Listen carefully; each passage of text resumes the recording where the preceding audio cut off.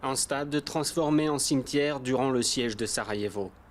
Depuis 23 ans, Šefika et Edin viennent ici au printemps fleurir la tombe de leur petit garçon, Feja. Il avait 6 ans lorsqu'il a été tué par l'explosion d'un obus devant son école, avec 2 autres élèves et leur institutrice.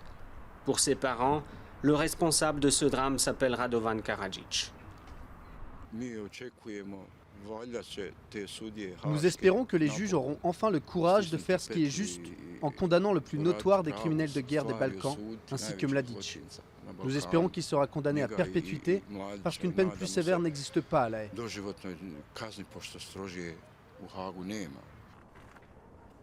Plus de 10 000 habitants de Sarajevo ont perdu la vie durant les 44 mois de siège menés par les forces serbes de Bosnie.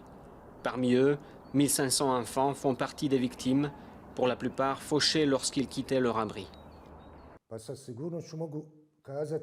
Les enfants étaient tués de façon planifiée, intentionnelle et systématique pendant le siège.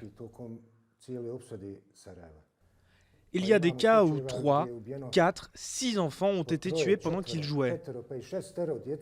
Ils sont morts dans les cours d'école ou pendant qu'ils faisaient la queue pour avoir de l'eau ou du pain.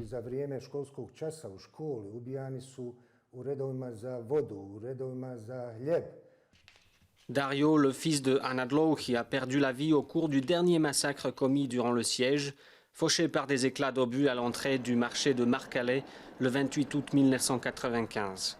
L'explosion fait 43 morts et pousse l'OTAN à intervenir 2 jours plus tard.